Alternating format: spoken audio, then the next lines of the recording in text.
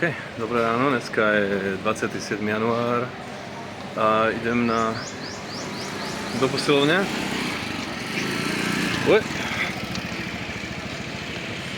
A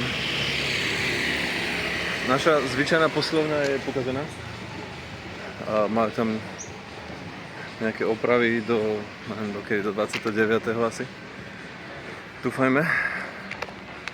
A dúfajme, že to bude vylepšené k lepšiemu, že tam pridajú nejaké nové stroje. Každopádne v medzičase musím chodievať takto do posilovne vlastne v Muay centre. A ako som spomínal v jednom z predchádzajúcich videí, nevýhodou tej posilovne v tom Muay centre je, že tam není klimatizácia, keďže to je otvorené, vlastne je tam len strecha, aby na vás nepršalo. Čo sa týka strán, tak sú tam není žiadne steny v podstate. Sú tam nejaké ventilátory, ale záleží od toho, koľko je tam ľudí. Keď tam je príliš veľa ľudí, tak si ten ventilátor nemôžete na seba nastaviť. Necháte ho otvorený a on potom fúka halabala. Zatiaľ čo vy sa extrémne potíte.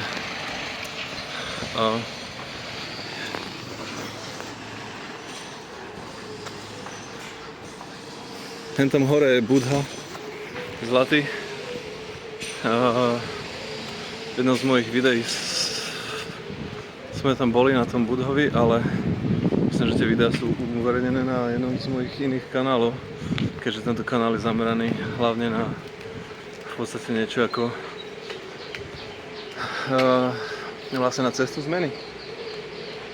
Rozmýšľam, že sem pôjdem, ale väčšinou keď je reštaurácia, v ktorej je strašne veľa rastlín, nebo je strašne veľa komárov a iného hmyzu.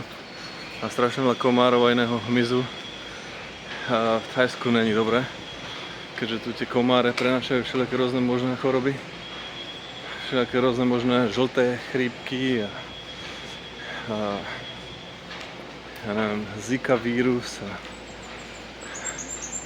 veci, pri ktorých krvácate z orgánov a z očí a môžete skončiť mŕtvi, tak je väčšinou lepšie vyhýbať sa miestam, kde sú veľké výskyty komárov.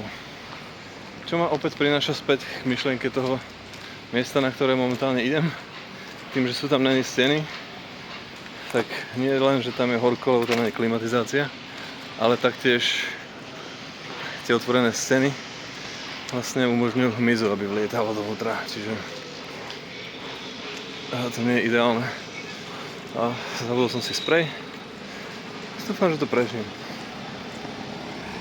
Predávajú to také nejaké ľahké spreje na hmyz. Väčšinou založené na citronele, čo je esenciálny olej. A tie sú teoreticky nejak nabité ťažkými chemikáliami, čiže človek sa tým môže ostrekovať od rána do večera.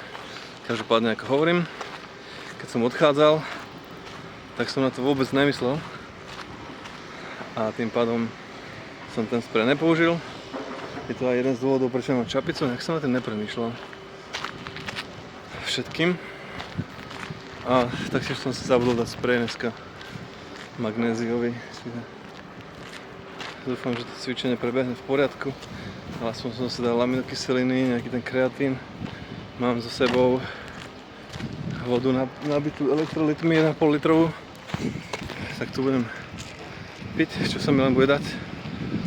Spravím nejaké videjka asi aj z toho, jak budem cvičiť. A zavesím ich na kanál.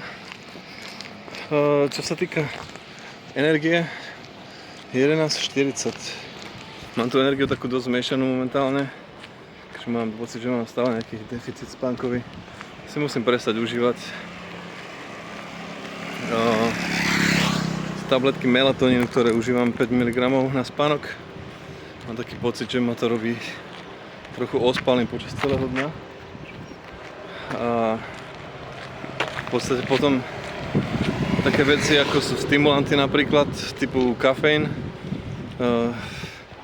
sú nie dostatočné na to, aby človeka nabudili.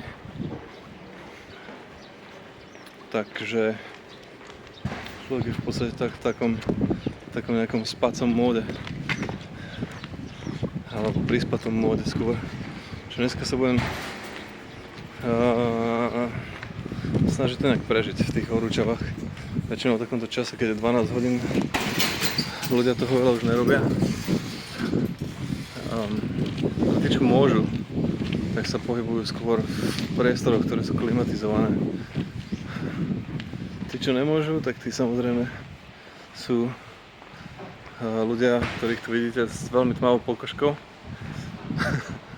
Pretože nemajú inú možnosť len byť každý deň, celý deň vonku na slnku. Dobre, zatiaľ sa odhlasujem. Ako som spomenul, spravím nejaký video znútra. A uvidíme sa zatiaľ. Bye bye.